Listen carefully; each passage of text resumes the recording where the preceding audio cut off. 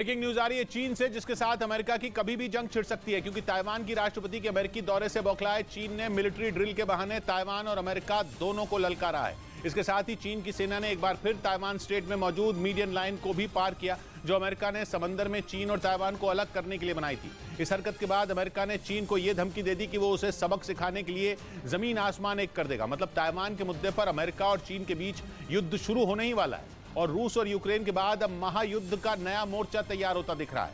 हालात ऐसे बन चुके हैं कि दुनिया की दो महाशक्तियां अमेरिका और चीन टकराने वाली हैं और इस महाटक्कर की वजह बनेगा ताइवान, जिसे डराने के लिए चीन ने उसे चारों तरफ से घेरकर मिलिट्री ड्रिल शुरू कर दी। उसने जॉइंट सोर्ड नाम की इस ड्रिल में एक साथ अपने 9 युद्धपोतों और 70 से ज्यादा लड़ाकू विमानों को उतार दिया। चीन के इन जहाजों और फाइटर जेट ने ताइवान को डराने के लिए अपनी पूरी ताकत झोंक दी। उसके साथ ही चीन ने एक बार फिर ताइवान स्ट्रेट में मौजूद मीडियन लाइन को पार किया। यह अमेरिका की ओर से बनाई गई वो लाइन है जो ताइवान स्ट्रेट में चीन और ताइवान को अलग करती है। हालांकि चीन ने कभी भी इस मीडियन लाइन को नहीं माना। इस दौरान उसकी नौसेना के एक जहाज ने उस वक्त फायरिंग भी की जब वो ताइवान के सबसे करीब था। इसके अलावा चीन के सबसे खतरनाक लड़ाकू विमानों ने भी ताइवान की सीमा के पास उड़ान भरी और दावा है कि उसकी घातक मिसाइलों से लैस जंगी जहाजों ने ताइवान की घेरेबंदी कर दी। ताइवान की नौसेना के मुताबिक चीन के 42 फाइटर प्लेन और 3 युद्धपोत उसकी सीमा के बेहद करीब आ गए थे, जिनमें चीन के सबसे आधुनिक J-10 लड़ाकू विमान भी शामिल थे, जिन्हें वो दुनिया का सबसे खतरनाक फाइटर जेट बताता है। यानी चीन ने इस बार ताइवान को डराने के लिए अपने सबसे घातक लड़ाकू विमानों और जंगी जहाजों की झलक दिखाई, जिसके बाद माना जा रहा है कि चीन की इस हरकत का जवाब अमेरिका जरूर देगा। हालांकि प्रशांत महासागर में पिछले कई दिन से इन दोनों देशों के एयरक्राफ्ट कैरियर आमने सामने हैं, लेकिन चीन की इस मिलिट्री ड्रिल ने आग में घी डालने का काम कर दिया। चीन के उकसावे के बाद ताइवान का साथ देने के लिए अमेरिका जिस तरह कूदा और उसने खुलकर चीन को चेतावनी दी, उसके बाद तो इन दोनों देशों के बीच जंग तय मानी जा रही है, जिसके संकेत चीन ने तभी दे दिए थे जब उसके भारी विरोध के बावजूद ताइवान की राष्ट्रपति अमेरिकी दौरे पर पहुंच गई थी। चीन ने ताइवान के इस कदम को वन चाइना पॉलिसी के लिए खतरा बताया था और साथ ही ताइवान पर हमले की धमकी भी दे दी थी, क्योंकि चीन ताइवान को अपना हिस्सा मानता है और पिछले कई साल से वो उस पर कब्जा करने की फिराक में है। चीन की धमकियों के बावजूद ताइवान के राष्ट्रपति साई इंग वेन अमेरिका के संसद की स्पीकर केविन मैकार्थी से मिली, जिस पर चीन आग बबूला हो गया। उसके गुस्से ने पिछले साल की याद दिला दी जब अमेरिकी संसद की उस वक्त की स्पीकर रही नैन्सी पेलोसी ने ताइवान की यात्रा की थी। तब चीन ने कई दिनों तक ताइवान के नजदीक इसी तरह मिलिट्री ड्रिल की थी। असल में चीन किसी भी कीमत पर यह नहीं चाहता कि उसके और ताइवान के बीच अमेरिका आए। हालांकि अमेरिका कई बार कह चुका है कि वो ताइवान के साथ खड़ा है और उसे बचाने के लिए वो चीन से भिड़ने के लिए भी तैयार है। वहीं ताइवान ने ड्रिल करके चीन को जवाब दिया तो चीन की तरफ से भी एक ऐसा एनिमेशन वीडियो जारी किया गया जो अमेरिका तक की नींद उड़ा देगा, क्योंकि इस वीडियो के जरिए चीन ने यह चेतावनी दी कि वो ताइवान का नामो निशान मिटाने की तैयारी कर चुका है और इसके लिए वो जमीन, हवा और समंदर तीनों जगहों से ताइवान पर मिसाइलों की बारिश कर सकता है। चीन 8 मार्च से ही ताइवान को घेरकर खतरनाक ड्रिल कर रहा है। इसी बीच उसने ये एनिमेशन वीडियो भी जारी कर दिया, जिसे वहां के सरकारी मीडिया ने ट्विटर पर शेयर किया। इस वीडियो के जरिए चीन ने यह दिखाने की कोशिश की कि वो सिर्फ मिलिट्री ड्रिल ही नहीं कर रहा, बल्कि अगर जंग छिड़ी तो वो मिसाइलों की बारिश करके ताइवान को खत्म कर देगा। कहा जा रहा है कि चीन ने यह एनिमेशन वीडियो अमेरिका को धमकाने के लिए ही जारी किया और उसे चुनौती दी कि चीन अगर चाहेगा तो ताइवान को उससे कोई नहीं बचा सकता। मतलब अगर चीन का गुस्सा भड़का तो वो ताइवान को दुनिया के नक्शे से मिटा सकता है। और चीन की तरफ से जारी किए गए वीडियो में ऐसा दिखाई भी दिया जब ताइवान पर एक साथ चारों तरफ से मिसाइलें बरसती नजर आईं।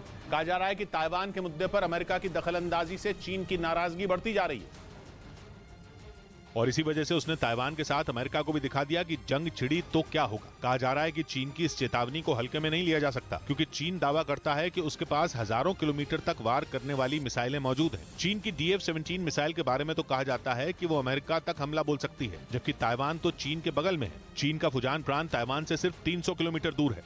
मतलब अगर चीन ने फुजान से मिसाइल बरसाई तो वो ताइवान के किसी भी इलाके को तबाह कर सकती है। इसके साथ ही चीन ने जंगी जहाजों और पनडुब्बियों पर भी मिसाइलें तैनात कर रखी हैं। साफ है कि चीन ने एनिमेशन वीडियो के जरिए अमेरिका और ताइवान को असली जंग की झलक दिखाई। इस बीच चीन की खतरनाक मिलिट्री ड्रिल के जवाब में ताइवान की सेना ने भी अपनी ताकत दिखाई। ताइवान की राष्ट्रपति साई इंग वेन ने दो टूक कहा कि उनका देश अपनी रक्षा के लिए पूरी तरह तैयार है और वो चीन के किसी भी हमले का मुंह तोड़ जवाब देगा। ताइवान की सेना की तरफ से इस तैयारी के कई वीडियो भी जारी किए गए।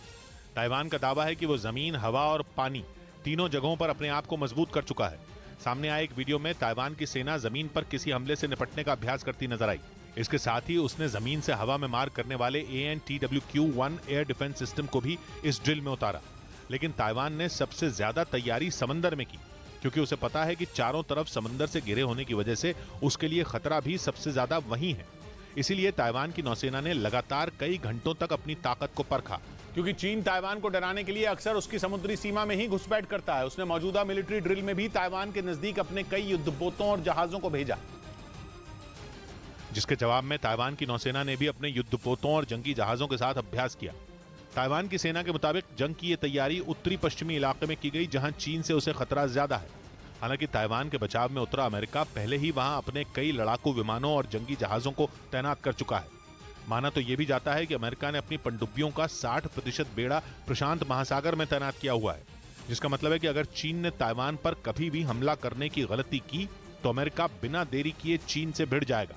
उधर पश्चिमी मीडिया ने दावा किया कि हर मामले में अमेरिका के साथ खड़े रहने वाले यूरोप ने ताइवान के मुद्दे पर उससे किनारा कर लिया।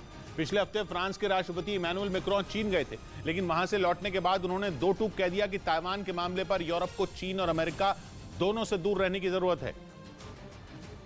यानी ताइवान के मुद्दे पर यूरोप ने अमेरिका के साथ खड़े होने से इनकार कर दिया, जबकि दुनिया में हुए कई टकराव के दौरान यूरोप आंख मूंद कर अमेरिका का साथ देता रहा है, चाहे वो ईरान और इराक का मुद्दा हो या फिर यूक्रेन और रूस का। अमेरिका के हर फैसले का यूरोप के देशों ने बिना कोई सवाल किए समर्थन किया। चीन के दौरे से लौटने के बाद फ्रांस के राष्ट्रपति इमैनुअल मैक्रों के तेवर ही बदल गए। उन्होंने साफ कर दिया कि चीन और ताइवान के मामले से यूरोप के देशों को दूर रहना चाहिए। यही नहीं, उन्होंने ये भी कहा कि अमेरिका की हर बात मानने से यूरोप को सिर्फ और सिर्फ नुकसान ही होता है। मतलब ये कि चीन पर नकेल कसने की कोशिश में जुटे अमेरिका को उसके दोस्तों ने ही झटका दे दिया। पश्चिमी मीडिया का दावा है कि चीन के दौरे से लौटने के बाद मैक्रोन शी जिनपिंग के मुरीद हो गए और वो लगातार चीन की तारीफ करने में जुटे हैं। पश्चिमी मीडिया के मुताबिक चीन से लौटने के बाद इमैनुअल मैक्रोन ने यूरोप के देशों से यह अपील की कि उन्हें अमेरिका पर हथियार, ऊर्जा और दूसरी चीजों के लिए अपनी निर्भरता कम करनी चाहिए। इसके अलावा उन्होंने चीन और अमेरिका के बीच चल रहे टकराव से बचने की भी सलाह दी। पश्चिमी मीडिया का दावा है कि मैक्रोन ने यूक्रेन जंग से भी यूरोप के देशों को अपने हाथ खींचने का इशारा किया। इसी बात से यह अंदाजा लगाया जा रहा है कि आने वाले वक्त में यूरोप अमेरिका का साथ छोड़ देगा, और अगर ऐसा हुआ तो फिर चीन और रूस के सामने अमेरिका अकेला पड़ जाएगा। इधर दलाई लामा ने अपने विवादास्पद वीडियो पर माफी मांग ली। सोशल मीडिया पर उनका एक वीडियो वायरल हुआ जिस पर विवाद खड़ा हो गया था। इसके बाद उन्होंने दुनिया भर के अपने समर्थकों समेत उस परिवार से भी माफी मांग ली। उन्होंने एक बयान जारी किया जिसमें बताया गया कि वो अक्सर लोगों से मजाकिया अंदाज में मिलते हैं, हालांकि इस घटना का उन्हें खेद है जिसके लिए वो माफी चाहते हैं।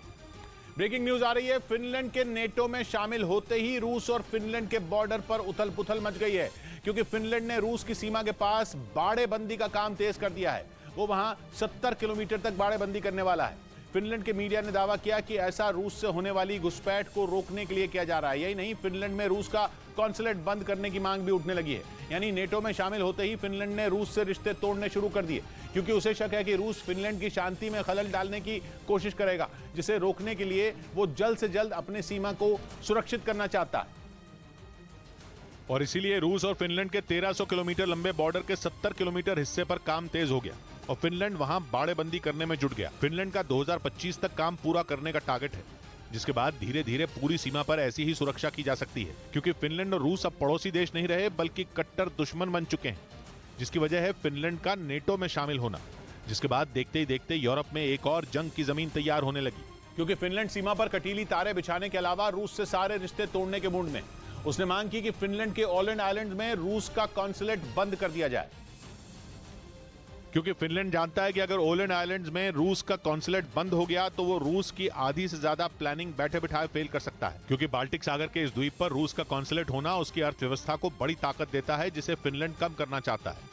फिनलैंड का पश्चिमी देशों के साथ होने वाला 90% व्यापार भी ओलैंड आइलैंड से ही होता है, क्योंकि ये बाल्टिक सागर में स्वीडन और फिनलैंड के बीचों बीच है और रूस फिनलैंड की इस अहम जगह पर बैठा हुआ है। यही नहीं, फिनलैंड को शक है कि रूस वहां से चोरी छिपे अपनी सेना को जानकारी भी देता था। यही वजह रही कि फिनलैंड के अखबारों में यह खबर छाई रही, जिसमें ओलैंड आइलैंड्स में रूस का कॉन्सुलेट बंद करने की मांग की गई।